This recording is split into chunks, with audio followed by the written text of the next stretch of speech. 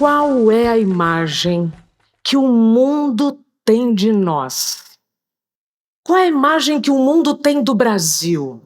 Será que somos o país do futebol? Será que somos o país da Amazônia?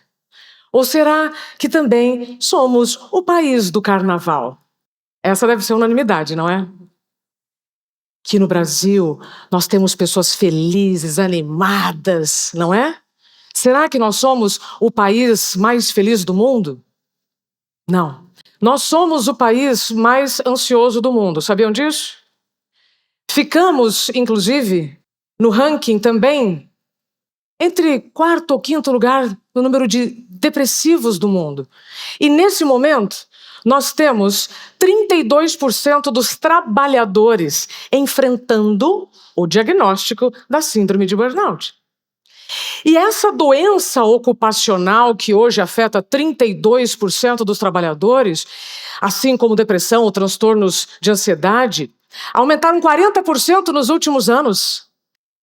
Os problemas relacionados à saúde mental fazem parte das 3 principais causas de afastamento do trabalho. Aí você vai me dizer assim, Isabela, será que essa gente não está fazendo corpo mole, não?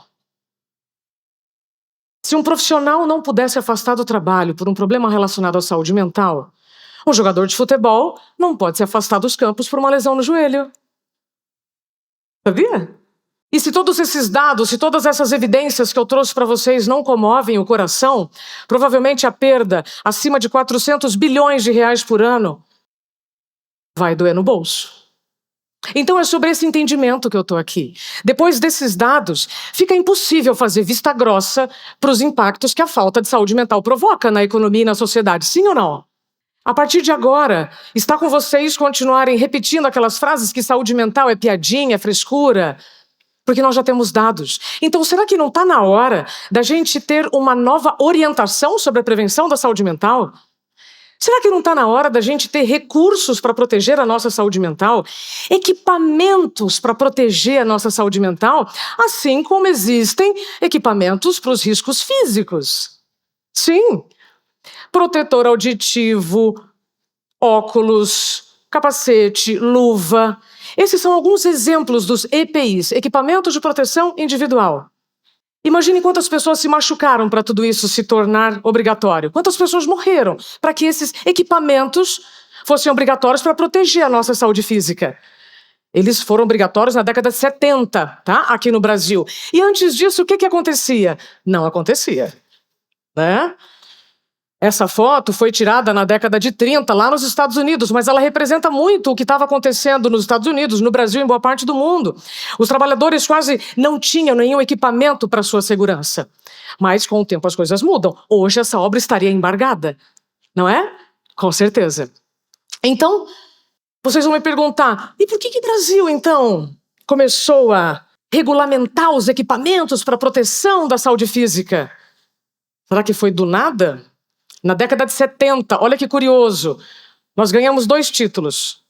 Ganhamos a Copa, fomos tri no futebol, e também ganhamos o primeiro lugar do país com o maior número de acidentes de trabalho pela Organização Internacional do Trabalho. Então, com as perdas humanas e financeiras as coisas mudam. Não mudam? Mudam demais. Então, voltando aqui para 2025. Dados sobre os impactos da saúde mental nós já temos. Relatos de pessoas famosas falando sobre suas experiências com a saúde mental, todos os dias nós temos. E do seu lado, na sua família, será que tem alguém vivendo alguma dor invisível? Alguma dor que não sangra? Como eu lidei? Será que tem alguém lidando do seu lado? Saiba que dor que não sangra dói em dobro. E eu descobri isso quando tive o meu diagnóstico da síndrome de burnout em 2018. Eu fazia a previsão do tempo em um canal de televisão, eu esqueci o nome da capital do meu estado, mas o que ninguém viu é que a visão ficou escura, a garganta travou, o coração acelerou, o estômago embrulhou, as pernas tremeram. E teria sido muito melhor naquele momento se eu tivesse desmaiado. Se eu tivesse desmaiado, a história teria sido outra. Mas eu não desmaiei, a dor não sangrou e eu continuei, inclusive, trabalhando. Quando você está vivendo uma dor que ninguém está vendo, você tem que lidar com a dor e ainda com a incredulidade das pessoas que não estão reconhecendo a sua incapacidade. Será que não está conseguindo trabalhar mesmo? Então você tem que lidar com a sua dor, com o julgamento alheio, com o sentimento de culpa e vergonha. Então, dor que não sangra dói em dobro. Cuidado com aquilo que a gente não vê. Tem pessoas do seu lado vivendo esse tipo de dor. Mas a boa notícia é que com informações corretas, a gente vai mudando as nossas ideias e mudando os nossos comportamentos. Isso é fato. Porque depois que eu vivi a minha experiência, eu fui me recuperando e depois que eu superei o diagnóstico da síndrome de burnout, o que eu fiz? Fui estudar. Fui pesquisar como é que nós podemos prevenir os problemas relacionados à saúde mental no trabalho, não só o burnout. Ninguém vai trabalhar e querendo adoecer. Ninguém sai de casa querendo ficar doente. Mas muitas vezes isso acontece porque a gente não sabe o que afeta a nossa saúde nem a nossa produtividade. Sim ou não? Então, depois que eu me recuperei, hoje eu trabalho com a comunicação da educação da saúde mental. Aliás, eu não sou médica. Não sou médica, não sou psicóloga, eu sou uma comunicadora. Uma especialista em comunicação para tornar comum, essa é a minha responsabilidade aqui, tornar comum a necessidade da educação da saúde mental, diferentemente do que a gente teve até agora. Eu descobri por mim e por todos os dados que eu vejo que nós estamos adoecendo por falta de comunicação. Eu vejo empresas com excelentes resultados da porta para fora, da porta para dentro, times adoecidos. Pessoas de altíssima performance fora, adoecidas por dentro. Nós estamos sabendo de muita coisa de fora, poucas de dentro. Então está na hora da gente reconhecer as informações que as emoções e as dores estão tentando nos dizer o tempo inteiro. Essa é a minha responsabilidade aqui. A gente prevenir os problemas relacionados à saúde mental e atingir a produtividade sustentável, ou seja, a longevidade com autonomia. Afinal, envelhecer é um privilégio, sabia? Não é um acidente. Então, sabendo disso, 3 coisas que eu quero reforçar com vocês. Primeiro, se a medicina nos fatiou no passado, foi por uma questão pedagógica, está na hora da gente juntar os nossos pedaços e reconhecer que o nosso corpo funciona de forma integrada. Outro dia eu ouvi de um profissional da área da saúde que a mente não fazia parte do corpo. Juro? Aí eu tive que cantar uma música, vamos ver se vocês sabem essa música. A gente canta junto com as crianças. Cabeça, ombro, joelho e pé. Pronto, agora ninguém mais vai ter dúvida. A cabeça, o cérebro, a mente fazem parte do corpo, então a mente faz parte do físico. Olha! Segundo ponto, saúde mental é direito, não é privilégio.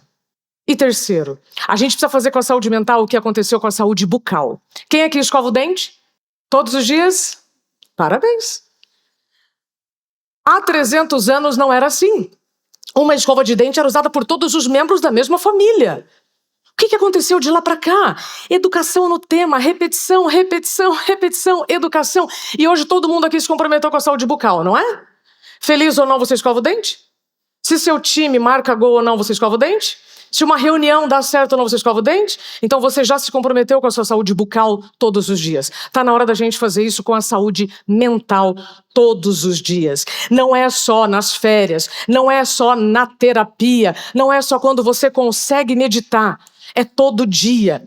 Sabendo disso, então, eu pergunto para vocês, não está na hora da gente falar sobre uma nova orientação da saúde mental? Sobre equipamentos para a saúde mental, assim como já existem os equipamentos para os riscos físicos? Não está na hora da gente pensar nisso? Eu tive esse insight em 2023. E fico muito feliz por ter tido presença para ouvir a minha intuição. Quando eu fui cruzando os dados, eu falei, gente, mas cadê os equipamentos para proteger a saúde mental? Porque dados nós já temos. E veja só a minha felicidade em estar aqui com vocês. Eu que falo sobre o presente e o futuro do trabalho, eu agora estou carregando o futuro literalmente. É muito emocionante estar aqui falando com todos vocês, grávida do futuro, falando do que vai prevenir a nossa saúde no presente e no futuro. E a minha felicidade fica ainda mais completa porque a partir de maio de 2025, As empresas terão que tornar visível o que até então era invisível. Com a nova atualização da NR1, que é isso, Isabela? A norma mãe dos equipamentos de segurança. As empresas vão ter que mapear e gerenciar os riscos psicossociais. Que é isso? Assédio, falta de reconhecimento, sobrecarga de trabalho, tudo aquilo que a gente sabe que vai adoecendo com o tempo. Não é interessante fazer parte dessa história? Então, se até agora falar desse assunto não era digno, agora a lei também foi criada para nos proteger. Eu vejo como um ganho tremendo, porque lei avança com a sociedade. E isso é importante para todos. Portanto, a minha proposta aqui é a criação dos EPIs da saúde mental, para proteger o bem-estar, a saúde mental de quem quer que seja. Está na hora da gente pensar nisso. Se algo não existe, vamos criar. Eu divido os EPIs da saúde mental para a instituição e para o indivíduo. Mas é um convite para todos. É um chamado de direitos e deveres para todos, porque cultura a gente muda a longo prazo. Então vamos lá. Eu vou passar alguns exemplos que eu vejo funcionando Brasil afora para a instituição. Os EPIs da saúde mental. Segurança psicológica. Vejo uma excelente oportunidade para as empresas trabalharem esse assunto. Por quê? Porque eu vou conseguir estabelecer um ambiente em que as pessoas se sentem seguras em se comunicar, em dizer que não sabem. Sabe o que eu ganho com isso? Inovação. O fruto da segurança psicológica é a inovação. Segundo recurso que funciona muito é o letramento das lideranças. Eu preciso reunir os líderes para habilitar, para educar, para ensinar o que é assédio hoje. Comunicação assertiva. E sabe para quem que vai ser bom isso? Para os negócios. É bom para a gestão. E por fim, o direito à desconexão. A gente precisa tirar a flexibilidade da teoria e levar para a prática, como já existe em alguns países, vou citar 2, França e Austrália. Lá, o direito à desconexão já é lei. Depois do expediente, você não precisa responder nem WhatsApps, nem e-mails do chefe, sabia? Isso não é utopia, isso já existe. Percebe? E para o indivíduo, o chamado é para a autorresponsabilidade. Primeira coisa, terapia. Você precisa organizar suas ideias para organizar suas emoções e não reagir de forma descompassada aos imprevistos que vão acontecer o tempo inteiro, não é? Segundo recurso é a atualização de identidade. Eu só estou aqui hoje falando com vocês porque eu venho atualizando a minha identidade desde aquele momento que eu achei que seria o fim. Mas foi só um freio para o meu recomeço. O que é atualização de identidade? Alguém aqui já atualizou algum documento? RG? Carteira de motorista? Será que com o tempo é só o colágeno que vai embora? Provavelmente não. Muitas mudanças vão acontecendo internamente. Então nós precisamos fazer faxina na nossa vida, com amizades, grupos de WhatsApp e ideias. Isso é fundamental para você fazer as pazes com o tempo e com você. E por fim, trazendo aqui apenas 3 exemplos, educação financeira. A pessoa endividada, além dela estar sob muita pressão e muito estresse, ela está com o raciocínio comprometido. E vai ser mais difícil dela tomar boas decisões. Então, esses são alguns EPIs da saúde mental. Agora, se você quiser reforçar ainda mais a sua saúde mental, eu te convido a combinar gentileza com criatividade. Para quê? Para dizer não, agora eu não posso, dessa vez não consigo. Eu peguei emprestada essa ideia aqui, ó. Já foram na churrascaria? Né? Se você quer carne, lado verde. Se você não quer mais carne, lado vermelho. Como é que isso aqui pode ser usado a favor da nossa saúde mental? Eu desenvolvi isso aqui para uma empresa aqui no Brasil. Peguei essa ideia emprestada e colocamos o seguinte: lado vermelho, não posso falar agora. Agradeço sua compreensão. Lado verde, estou disponível, posso falar. Sabe quando você tenta se concentrar e a pessoa vem e te interrompe no meio da sua concentração? Isso afeta a sua saúde mental, sabia? Mas enquanto isso aqui não é lei, a gente pode fazer a nossa parte. Vai funcionar, Isabela, utilizar esta bolacha para delimitar o espaço? Com certeza. Mas aí você vai ter que testar, lidar com as piadas iniciais. E eu tenho certeza que depois que você estiver usando, tendo resultados, o que vai acontecer? Outras pessoas também vão usar. E aí a gente começa a mudar a cultura. Vocês vão entender que saúde mental é DIDI, é decisão individual, diária e intransferível. Porque enquanto eu não tenho leis que protege a minha saúde mental, eu preciso de autorresponsabilidade, eu preciso fazer a minha parte. Como usar uma luva dessa aqui para lavar louça? Alguém usa? Usa.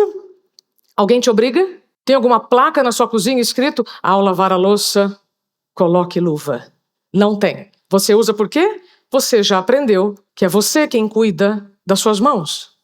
Assim como nós precisamos aprender que nós precisamos cuidar da nossa saúde mental. Eu descobri que a saúde mental afeta tudo, e tudo afeta a saúde mental. E nós só vamos avançar com a nossa saúde quando nós, de fato, tivermos responsabilidade, tivermos consciência das consequências do que a gente faz ou deixa de fazer. Muito obrigada.